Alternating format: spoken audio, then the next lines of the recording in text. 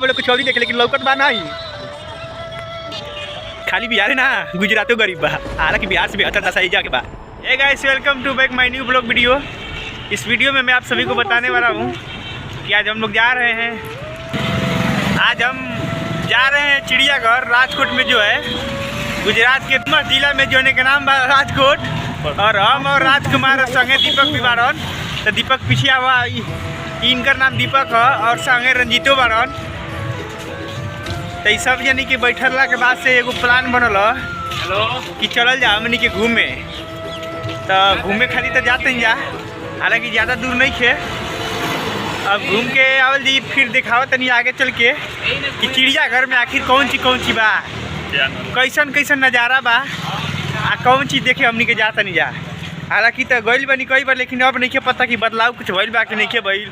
तो आगे के वीडियो जोन बा चिड़ियाघर।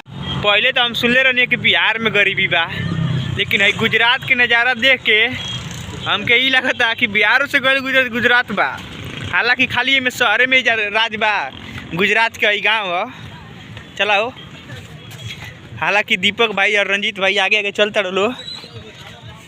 चेंज कर खाली बिहार है ना, गुजरातो गरीब बा। हालांकि बिहार से 72 दशा जाके बा। सिटी देख के जौन पगलाई रहता, लेकिन आई गुजरात एक नंबर बा। तो देख लो आई दासा, यही जाके सब गुजराती लोकल हो आ इनको लोग के घर दुआर है। पुरानका करण अर्जुन शूटिंग जौन भइल बा फिल्म में, यही गाँव में भई रहे जहाँ हम निकाल बन जाता। ये ठाकुर साहब के गाँव बुझाते नहीं कि ठाकुर साहब को रहला सही जा। गरीबों में थोड़ा दान करते हुए नजर आए हैं हम। चानाचूर वाला भाई बहुत मुस्कियात रहन, हालांकि काज ने कहाँ कहानी नहीं पता। फिलहाल पहुंच चुकल बनी प्रदुमन पार्क। ये जाके नज़ारा देखा लो, नज़ारा तो बहुत बढ़िया बस। शाम के टाइम होता, हालांकि सूरज देवता अब डूबे वाला बड़न।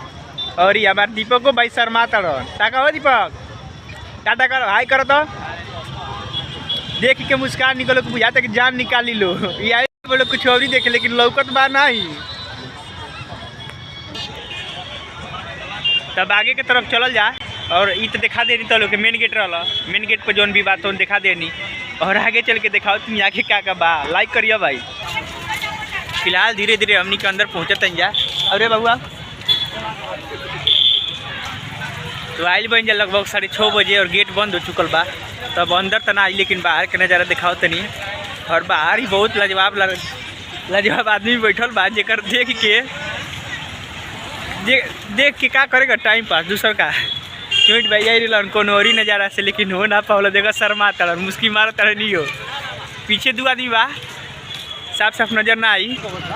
फिलहाल गाइस पहुँचे हैं बहुत लेट और यहाँ सब खाली होगी। ना रहे प्यार निभावे के, सब लोग चले गए अपने अपने घर। तो फिलहाल जितना दिखता है हमसे अच्छा सीन वो सब दिखा रहे हैं आप सभी को। और यहाँ पर हम आ चुके हैं धीरे धीरे पार्क के तीसरे कोने पर। अभी तक कुछ अच्छा नज़ारा वाला बात नहीं है। एक बार फिर से हम नया लोकेशन पाइल बनी, नया नज़ारा बा। यहाँ देख लो मना के समुंदर दिखा लिया बनी भाई। समुंदर बहुत बड़ बा जो उनकी डैम है।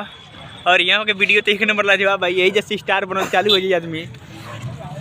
और राजकोट पीछे आओ तो आप दिखाओ तीन तो लोग के मछली जो उनकी बहुत ही बड़े बड़ी से, खतरनाक बड़ी से, डेंजर भी बड़ी से।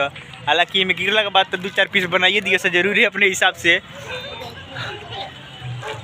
लास्ट टाइम बाद, और जब लास्ट टाइम यानी कि जब सब बंद हो जाला तो पब्लिक सब चल गई बा, तो मजा तो आई ना। और मजा लेवे खातिर तो टाइम चाहिए, जो कि हमनी के लगे टाइम कम रहा। और कम टाइम मिला का मतलब ये भाई, ये नुकसान बा कि भाई कुछ देखे के ना मिलल। पीछे 1-2 आदमी लौकता हो से का होके वाला बा, मजा तक कुछ नहीं किया के। फिर से 1-2 बार नया लोकेशन पर जाइल जाई, फिर से वीडियो बनावल जाई। और वीडियो बनावे के मकसद तो ये बाकी वायरल होके।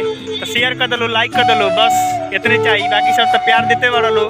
और हर वीडियो में प्यार मिलता, ये प्यार के भुलाई। लाइक करो, शेयर करो।